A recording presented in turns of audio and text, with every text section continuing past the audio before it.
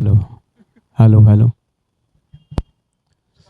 जी हाँ, नमस्कार दोस्तों। आप लोग देख रहे हैं रोहित रिपोर्टर को भारत की राजधानी दिल्ली के, और जो है कि ये अपना निर्माण बिहार का क्षेत्र है, और आप खुले आसमान के नीचे पार्क के अंदर देख सकते हैं। शाम का समय है और हमारे साथ चर्चा के लिए जो है कि गोपाल प्रसाद जी जो एक्टिविस्ट हैं, आरटीआई लगाते हैं, और हज़ारों दर्जनों जो है आरटीआई लगा करके परेशान हो गए हैं। फिर भी इनको जो है कि क्या जवाब सवाल रहेगा वो आप देखिए ज़रा। नमस्कार जी, आपका रोहित रिपोर्टर न्यूज़ चैनल के अंदर स्वागत है सर। जी धन्यवाद। सर, आप आरटीआई लगाते हैं और दर्जनों आरटीआई आप लगा चुके हैं, पर उसका परिणाम क्या आता है? देखिए, लोकहित में प्रश्न उठाना सबसे बड़ा कार्य है। आज भारतीय लोकतंत्र के साथ एक दुर्भाग्य है कि यहाँ सच को सच कहने वाले, झूठ को झूठ कहने वाले लोगों की संख्या में तेज़ी से कमी आई है।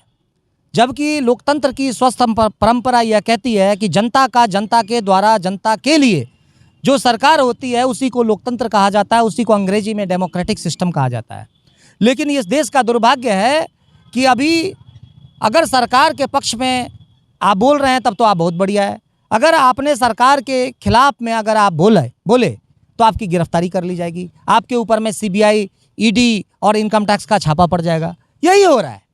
तो मेरा तो एकमात्र काम है जनता की जो फंडामेंटल राइट्स है, जो मौलिक अधिकार है, जो उसके विषय से संबंधित जनहित, लोकहित से संबंधित जितने भी विभाग हैं, उन विभागों में उनके आवेदनों की क्या पोजीशन है, इस बात की जानकारी के लिए 2005 में जो एक कानून आया, सूचना का अधिकार, जिसको अंग्रेजी में राइट टू इन्फॉर्मेशन कहते हैं, जिसका शॉर्ट फॉर्म आरटीआई है, उस आरटीआई के बारे में जन जागरण का अभियान चलाना, लोगों को उसके बारे में प्रशिक्षित करना, लोगों को उसका वर्कशॉप चलाना, उसका ट्रेनिंग कैंपेन चलाना, और खुद एक एक्टिविस्ट की भूमिका के साथ साथ ट्रेन द ट्रेनर्स।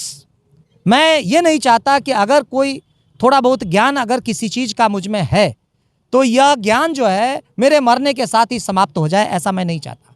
मैं चाहता हूँ मैं अपने जैसा 1000 गोपाल प्रसाद तैयार करना। मेरा मकसद ये है कि आरटीआई कोई हमारे लिए है, आपके लिए नहीं है, ऐसा नहीं है। यह भारत की तमाम जनता का अधिकार है। जितना अधिकार मेरा है उतना अधिकार आपका है। लेकिन दुर्भाग्य यह है कि भारत की 90% जनता लगभग ये इस अधिकार को जानती ही नहीं। तो जब अधिकार ही नहीं जानती तो उसका उपयोग कैसे करेगी? अब रह गई 10% जनता। 10% जनता जो जानती है वो भी उसका प्रॉपर वे में उपयोग करना नहीं जानती। आरटीआई कानून ये कहता है कि आप प्रश्न नहीं पूछ सकते। जैसे उदाहरण के तौर पे राम क्या खाता है, ये आप आरटीआई में नहीं पूछ सकते। अब इसको अगर पूछना है तो इसका पैटर्न ये होगा कि राम जो खाता है की जानकारी देने का कष्ट करें, यानी प्लीज प्रोवाइड द फलाना इंफॉर्मेशन, हमें कृपया करके मुझे ये जानकारी देने का कष्ट करें। राम जहाँ जाता है, राम जो खाता है, राम जो करता है की जानकारी देने का कष्ट करें। यह जानकारी पाने का तरीका हुआ। और पहला जो पैटर्न है, राम क्या खाता है, राम क्यों जाता है, यह प्रश्नवाचक हो गया, जिसमें इंट्रोगेटिव सेंटेंस का, प्रश्नवाचक शब्दों का प्रयोग हुआ। तो आप समझ लीजिए वह प्रश्न हो गया। और आरटीआई एक्ट स्पष्ट रूप से कहता है कि आपको प्रश्न की जानकारी नहीं दी जा सकती। दूसरा यह है कि आरटीआई कोई संस्था नहीं लगा सकती। कोई ऑर्गेनाइजेशन के लेटर पैड पे या ऑर्गेनाइजेशन के पदाधिकारी के रूप में आप आरटीआई का आवेदन दायर नहीं कर सकते। आप, अगर मैं पीआईओ होऊंगा तो आपको वो जानकारी नहीं दूंगा, आप मेरा कुछ नहीं बिगाड़ सकते। आरटीआई एक्ट स्पष्ट रूप से कहता है यह जनता का व्यक्तिगत अधिकार है, संस्था का नहीं। अगर आप संस्था के पदाधिकारी हैं भी तो कृपया करके आप कभी भी संस्था के पदाधिकारी होने का दावा ना करें अपने आरटीआई आवेदन में। आप केवल और केवल, अगर मेरा नाम गोपाल प्रसाद है तो मैं केवल और केवल गोपाल प्रसाद लिखूं, अपना उसका पता, फ़ोन नंबर, ये मैं उसमें दर्ज करूं। तो ये बात का मैक्सिमम लोग इसी में गलती करते हैं कि वो अपने किसी संस्था का लेटर पैड पे उपयोग करते हैं, जो नहीं होना चाहिए। दूसरा, वो प्रश्न पूछते हैं जो नहीं होना चाहिए। तो सबसे पहले मैं ये कहना चाहता हूँ, किसी भी चीज़ का इस्तेमाल करने से पहले उस चीज़ के विषय में जानकारी होनी चाहिए। चाकू है तो चाकू से सब्जी भी कटता है और चाकू से मर्डर भी होता है, इसमें चाकू का कोई दोष नहीं है। ये तो इस्तेमाल करने वाले व्यक्ति के ऊपर में डिपेंड करता है कि आप उसका इस्तेमाल कैसे करते हैं। चाकू से आप किसी का मर्डर करना चाहते हैं तो हत्या हो जाएगी, आप जेल के अंदर में चले जाएंगे। और चाकू से सब्जी आप काटेंगे तो आप सब्जी बनाएंगे, सुस्वादु सब्जी आप खाएंगे अपने रोटी के साथ, चावल के साथ। तो तात्पर्य है, यही चीज़ आरटीआई है। आरटीआई में सूचनाओं को प्राप्त करना आपका अधिकार है। आरटीआई के द्वारा किसी भी समस्या का समाधान नहीं होता, लेकिन उन सूचनाओं को पाने के बाद उसका इस्तेमाल आप कर सकते हैं पीआईएल के रूप में, एफआईआर दर्ज कराने के रूप में, वो एक एविडेंस के रूप में काम आ सकता है। दूसरा, जैसे ही किसी विषय पर आप आरटीआई लगाते हैं तो वो जो संबंधित विभाग है वो अलर्ट हो जाता है, वो सावधान हो जाता है कि कोई आदमी है जिसने जो हमारे विभाग के पीछे में पड़ गया है। तो इसीलिए चूंकि यह टाइम बाउंडेड है और अगर उसने सही समय पर सूचना नहीं दी तो 250 रुपये पर डे के हिसाब से उसको पेनाल्टी लगेगा, और यह पेनाल्टी जन सूचना अधिकारी के तनख्वाह से कटेगा।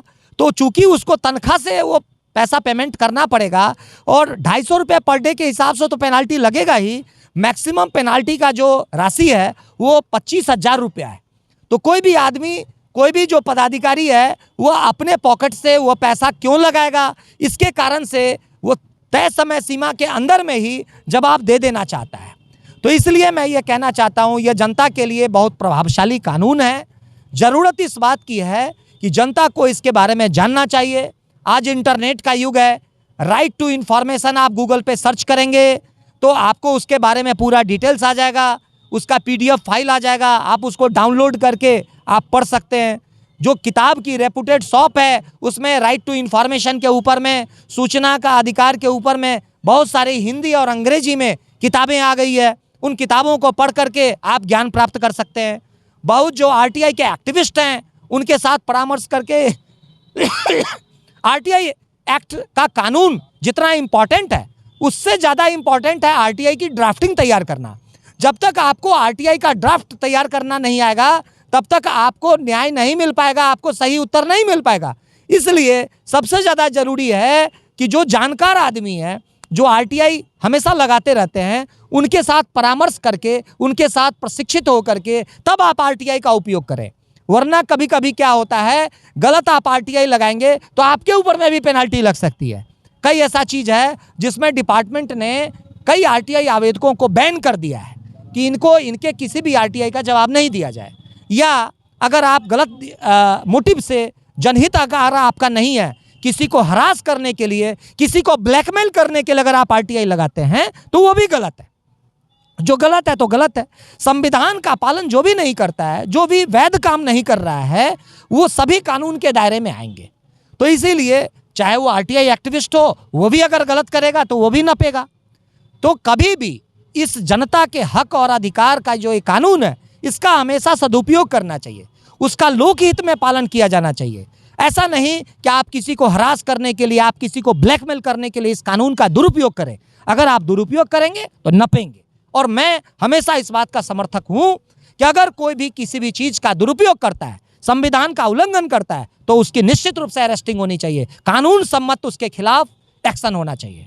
मेरा दूसरा सवाल, आपने बोला आरटीआई को कोई भी सूचना प्राप्त कर सकता है आरटीआई लगा करके, तो मोदी जी जो है बिल अभी लाने वाले हैं संसद भवन के अंदर में चर्चा में कि जो है कि draft protection bill, data protection bill. तो जब डेटा ही अगर सरकार नहीं देगी जनता को तो जानकारी फिर क्या मिलेगी आरटीआई में? देखिए, हम लोग इसी की लड़ाई लड़ रहे हैं। पूरे भारत में जो आरटीआई की जो संगठन है, मेरी भी एक आरटीआई का संगठन है जिसका नाम है आरटीआई सेना, जिसका मैं नेशनल प्रेसिडेंट हूँ।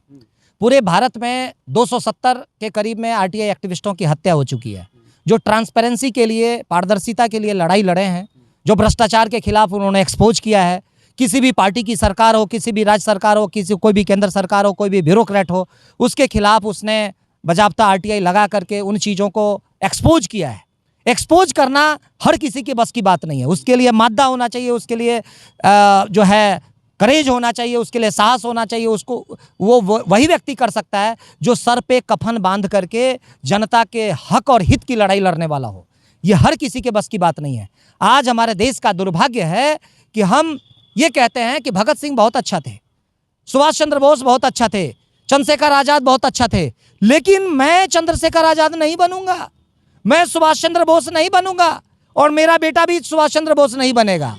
वो कौन बनेगा? तो वो पड़ोसी के घर में पैदा हो। What is this? अब आप ये बताइए, जनता की ये जो मानसिकता है, क्या इससे हमारे देश का भला हो सकता है? क्या हमारे राष्ट्र का कल्याण इस तरीके से हो सकता है क्या? तो किसी न किसी को पहल करना ही पड़ेगा।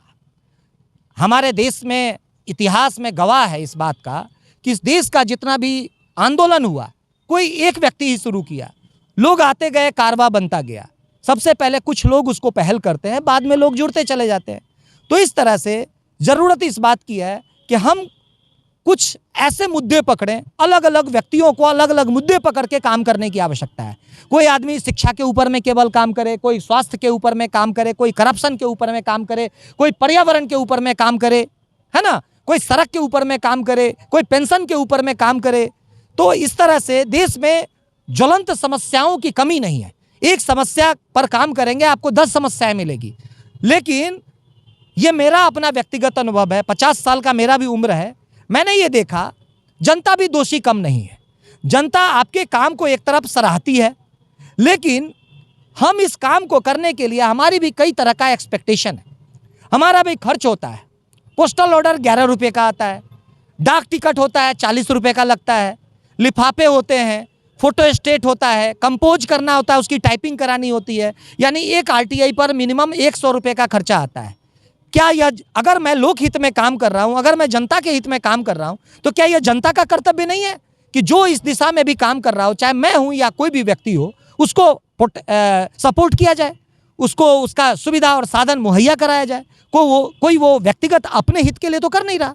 जब लोकहित के लिए कर रहा है, जब उसका फायदा समाज के मैक्सिमम लोगों को मिलेगा, तो ऐसे में समाज का भी यह कर्तव्य बनता है कि ऐसे उन तमाम व्यक्तियों को सपोर्ट करे जो उसके लोकहित की बात को उठाता है। चाहे वो मीडिया कर्मी भी हो सकता है, चाहे वो RTI एक्टिविस्ट हो सकता है, या वो PIL एक्टिविस्ट हो सकता है।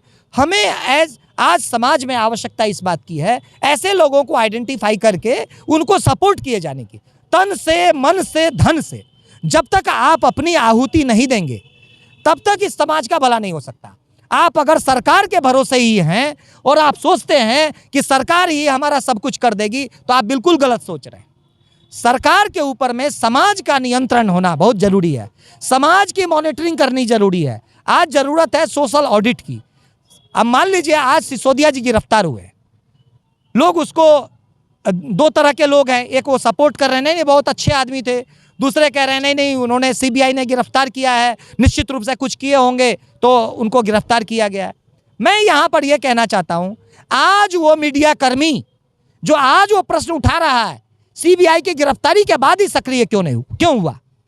CBI से पहले वो मर गए थे क्या? उनका कैमरा बंद हो गया था क्या? उन्होंने इन्वेस्टिगेटिव जर्नलिज्म अगर की होती तो ये जनता के सामने में पहले ही आ गया होता। तो इसका मतलब है कि आज पेड जर्नलिज्म हो रही है, आज गोदी मीडिया हो रही है, नए नए वर्डिंग सुनने के लिए आ रहे हैं। ये क्या है? इसका मतलब है कि लोकतंत्र का जो चौथा स्तंभ है उसको मीडिया कहा जाता है, उसको सामाजिक संस्था NGO कहा जाता है, और वो अपनी भूमिका का निर्वहन नहीं कर रहा। आज अगर वो सक्रिय होता तो आज जनता को ट्रांसपेरेंसी, सच्चाई की जानकारी पहले ही जान गई होती और CBI को हस्तक्षेप नहीं करना होता।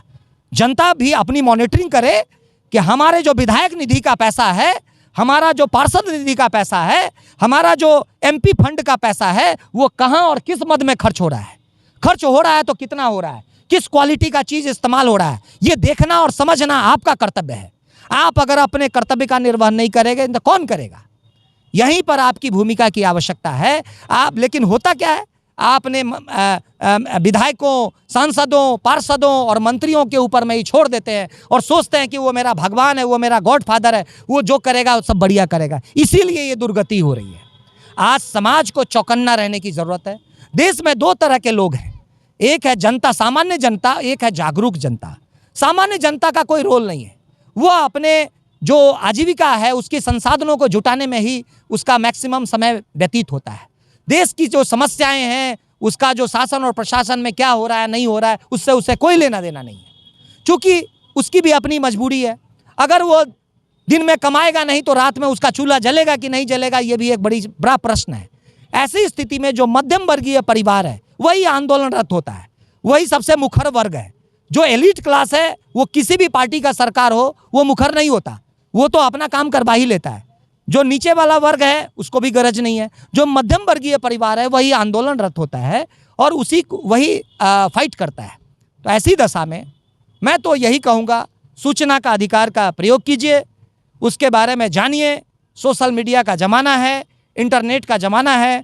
गूगल सर्च के माध्यम से आप RTI सूचना का अधिकार शब्द से आप गूगल सर्च पे सर्च करेंगे, उसका डिटेल्स आ जाएगा। उसको पढ़िए, उसको शेयर कीजिए, उसको डाउनलोड कीजिए, उसका किताब खरीदिए, उससे रिलेटेड ग्रुप्स में अपना मेंबरशिप लीजिए, लोगों को प्रशिक्षित कीजिए, उसका वर्कशॉप ज़्यादा से ज़्यादा चलाइए और हर विभाग में जो आदमी जहां है वहीं से अपनी अपनी समस्याओं के लिए अपने अपने विभाग में RTI फाइल करे और पूछे कि जो पार्षद निधि का पैसा है वो कहाँ कहाँ किस किस गली और किस किस मोहल्लों में खर्चा हुआ, किन किन मदों में खर्चा हुआ, विधायक निधि का पैसा जो है कहाँ कहाँ खर्च हुआ, सांसद निधि का जो पैसा है वो कहाँ कहाँ खर्च हुआ। तभी इस लोकतंत्र का ये जो है नींव जो है मजबूत रहेगा। जब आप प्रश्न पूछना शुरू कर देंगे तो ये लोग भी करप्ट हो जाएंगे, ये तय है।